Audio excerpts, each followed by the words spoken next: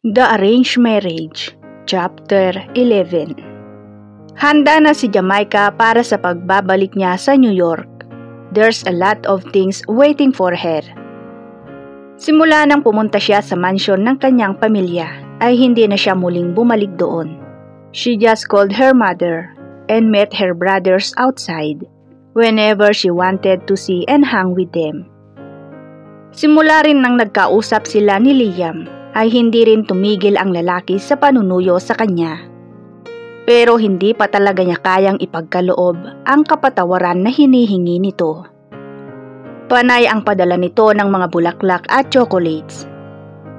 Minsan nga naiinis na si Jamaica sa mga pinaggagawa nito, subalit hinayaan na lamang niya. Kahit nagmimistulang flower shop at chocolate house na ang kanyang opisina. Bes, may balak kaya gawing flower shop tong opisina mo o kaya chocolate house? Puna ni Arian. Ipapalabas ko na nga sana yan eh, nakakahilo ng amoy rito. And how about those chocolates? Ipapamigay ko na lang sa mga street childrens. You mean you don't even want to take them home? Lagay mo sa flower vases mo. Sawa na ako sa mga ganyan. And may mga laman ang mga vases ko sa bahay. Okay, sabi mo eh. Huminga si Jamaica ng malalim. Bes, nag-usap na ba kayo ni Norman? Arian asked out of curiosity. Hindi pa eh. Malungkot na tugon ni Jam. Did you email or chat with him? Yeah, but no reply. Everything will be alright, Bes. Magkakausap din kayo kapag nasa New York ka na ulit. Huwag ka na lang muna magdamdam. You have to enjoy and relax while you're still here. I hope so yan. Saad ni Jam na sinundan ng malalim na buntong hininga. Mauna na ako, Bes ha. May asikasuhin pa pala ako. Paalam ni Arian. Okay, uuwi na rin ako maya-maya. Tugon ni Jam at saka bumeso kay Arian. Lumipas ang maghapon. Jamaica decided to go home upang ayusin na ang kanyang mga dadalhin pabalik sa New York. Papasok pa lamang sana siya sa kanyang kotse nang may tumawag sa kanyang pangalan. What are you doing here? Agaran niyang tanong paglingon niya at nakita kung sino ang tumawag sa kanya. Liam is smiling at her, holding a bouquet of flowers and a box of chocolate. I just want to give you this. Sagot nito at saka iniabot ang mga dala nito. Liam, may balak ka bang gawing flower shop at chocolate house itong butik ko, ha? Okay, if you don't want flowers and chocolates, then have a date with me. Saad nito. A date? With you? I don't have time with that kind of stuff. Just stop doing this, would you? Jam, I know this isn't enough proof for you to believe na nagbago na ako. But at least, give me a chance to show it to you. Turan nito na bahagyang yumuko. Sana noon mo pa naisipang magbago. Pero anong ginawa mo? Isipin mo lahat ng mga pinaggagawa mo sa akin. Ang mga kababuyan mo from the very beginning. Kapag ba ikaw yung nasa sitwasyon na yon, magagawa mong magpatawad after a few years? Liam, malalim ang sugat ng pinagdaanan ko sa mga kamay mo. I regret all of what I've done to you. Umaasa akong mapapatawad mo ko. Sana hayaan mo na lamang akong gawin ang mga ito. Saad ni Liam. Liam, please. I want peace. So please, let me have it. I'm leaving soon. Where are you going? And why do you have to leave again? Tanong nitong napatingala. I have a lot of unfinished work in New York. Work?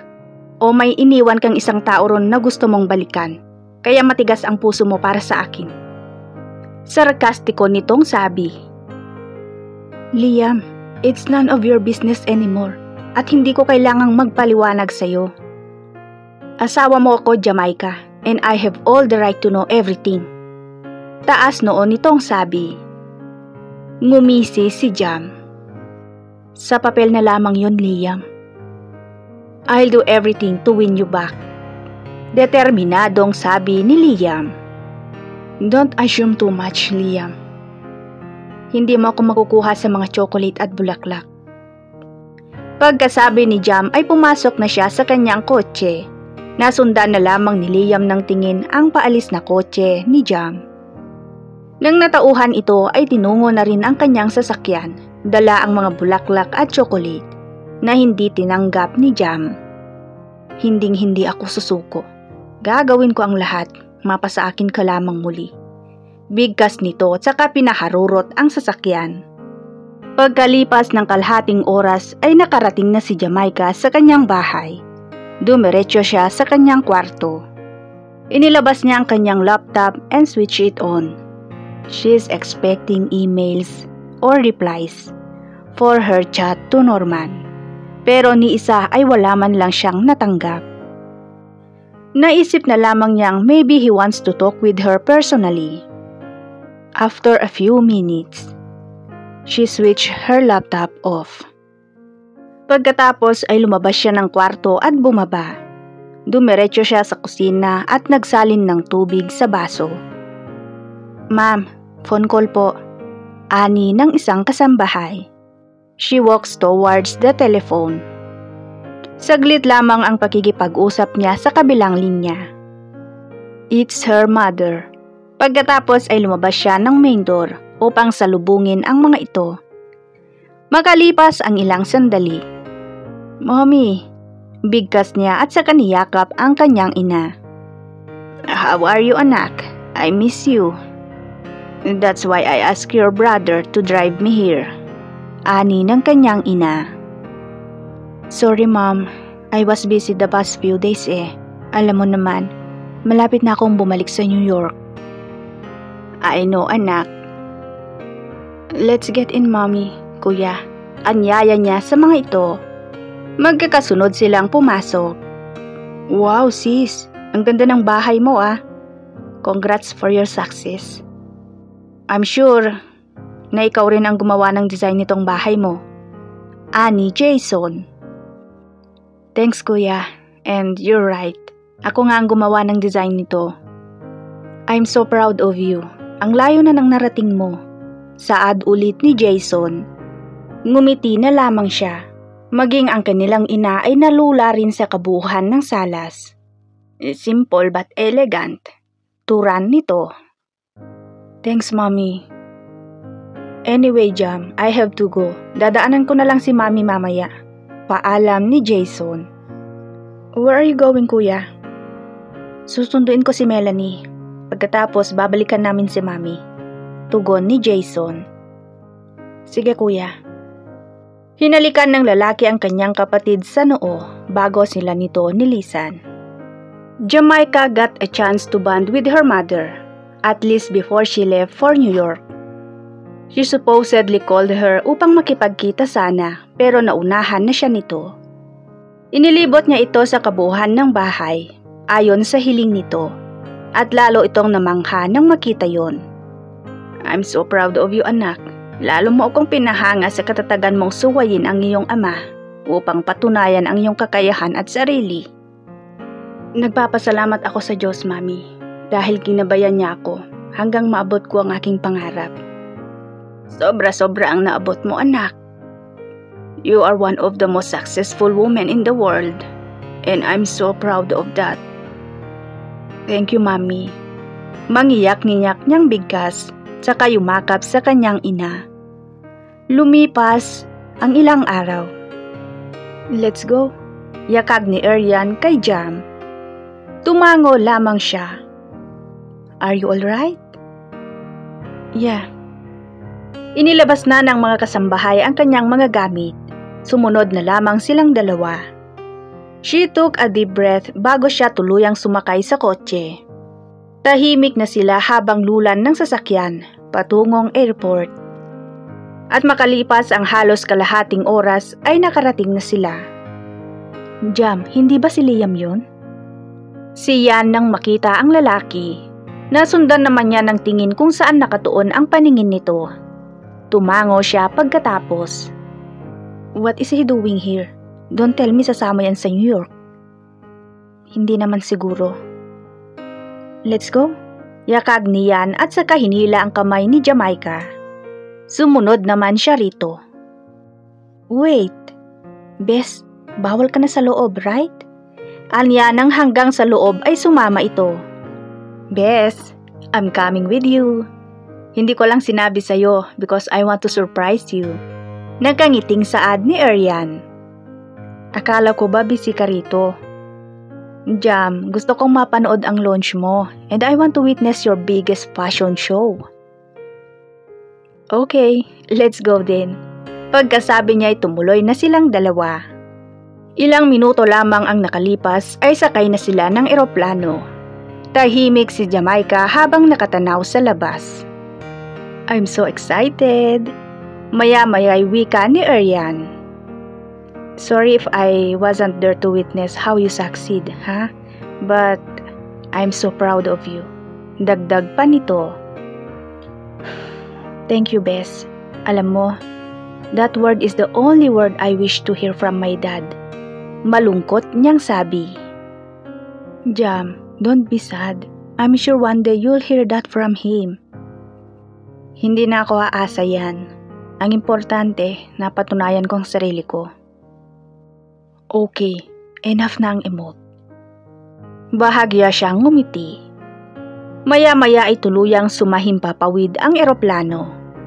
Sa kabilang bahagi ng eroplano ay nakatanaw sa hindi kalayuang upuan si Liam.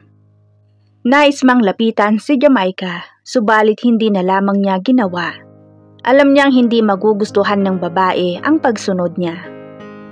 Makalipas ang mahabang oras ng biyaheng himpapawid, ay sa wakas, muling nasilayan ni Jamaica ang New York. But this time, with her best friend. Dumiretso sila sa condominium upang makapagpahinga muna. She's feeling tired. Arian as well. Kaya wala munang ibang bagay silang pinag-usapan.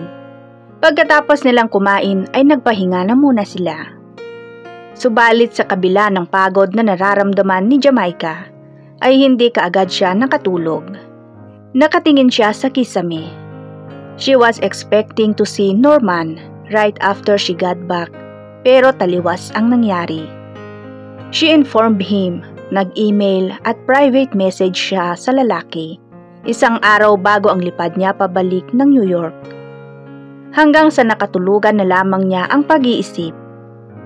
Sa sumunod na araw, back to work na si Jamaica. Marami siyang kailangang tapusin at ihanda para sa darating na launch at fashion show. Saglit munang naiwaglit sa isip niya si Norman. She focused on her job. Ilang oras ang lumipas na hindi niya namalayan dahil ang pansin niya ay nakatuon sa kanyang ginagawa. Miss Jamaica, nakalimutan mo na yatang tingnan ang watch mo. Hindi ba nagbawala ang mga alaga mo? Boses ni Arian nakapapasok. Nag-angat siya ng tingin pagkatapos ay tiningnan ang suot niyang relo. 12:30 PM na at hindi pa siya kumakain. Pati merienda ay hindi niya nagawa. Sorry, I was busy, Anya. Jam, don't neglect yourself. You still have plenty of time to finish your work before the launch. I know, ayokong may nirarush ako and I want them all to be good and ready. Sus, hindi mo naabot ang kinaroroonan mo ngayon kung hindi ka maayos gumawa. That is not enough reason para pabayaan mo ang sarili mong malipasan ng gutom. Okay, I'm sorry. Tara na, kakain na. Dapat lang, dahil kung hindi, ipapabuhat na kita dadalhin sa restaurant. Eto na nga naninirmon pa. Napangiti si Arian. Pinauna pa siyang lumabas para masiguradong sasama siya rito. Tahimik na silang dalawa habang papunta sa pinakamalapit na restaurant. Yan, nagkita na ba kayo ni Norman? Lakas loob niyang tanong. Jam naman, di sana kasama ko siya. Okay. Alam ba niyang nandito ka na? I emailed him and sent private message on his IG. Baka pupuntahan ka niya mamaya. Iniiwasan siguro niya ako. Jam, we're here to eat, not to emote. Hayaan mo, mamaya after here pupuntahan ko siya sa bahay niya o kaya sa main office niya. Hindi na siya sumagot at itinuon na lamang niya ang kanyang pansin sa pagkain. Hanggang sa natapos silang kumain ay hindi na muli pang nagsalita si Jamaica. Inihatid siya ni Arian pagkatapos nilang kumain. Are you alright? Usisa nito. Yeah, I have to finish my work for today. Tugon niya. Okay, I'll pick you up later. Sige, ikaw ang bahala. Pupuntahan ko si Norman. Bahagya na lamang siyang ngumiti. Nang nakaalis na si Yan ay itinuon na niya ang kanyang pansin sa ginagawa. Kinahapunan. Jam, tinig mula sa likuran nilang magkaibigan. Hanggang dito ba naman sinusundan mo ko? I just wanna make sure you're in good hands here. Tugon ni Liam. Bahagyang ngumisi si Jamaica. Look Liam, nabuhay ako rito ng ilang taon. And you're still thinking like that? 'Cause you live here with that man named Norman, right? So you have never been alone here before. Sarkastiko nitong sabi. Malamang dahil silang tumulong sa akin. Hindi na ako magtataka kung natikman ka na niya. Saad nito na may nakakainsultong ngiti. Nagpanting ang pandinig ni Jamaica sa sinabi ni Liam. Kaya tila kusa nang gumalaw ang palad niya at dumapo sa pisngi ng lalaki na ikinatigalgal nito. Get lost. And I don't wanna see your face again. Uulitin ko.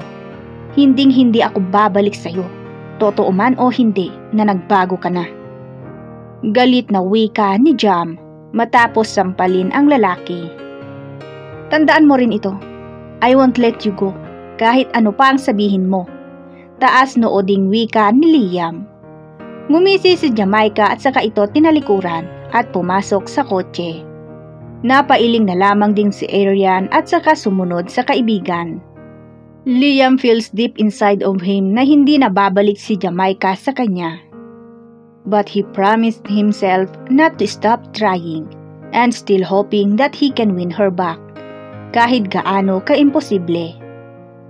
On the other side, Jam doesn't have any idea that someone witnessed and heard those words she uttered towards Liam. Nasa loob ng isang kotse na malapit sa kanila kanina. Norman followed their car as he wants to see and talk to Jamaica. Pagkatapos ng isang buwan na pag-iwas sa babae, hindi na nito kaya pang tiisin. Tuluyan na nga bang bubuksan ni Jam ang kanyang puso para muling magmahal? Abangan ang karugtong.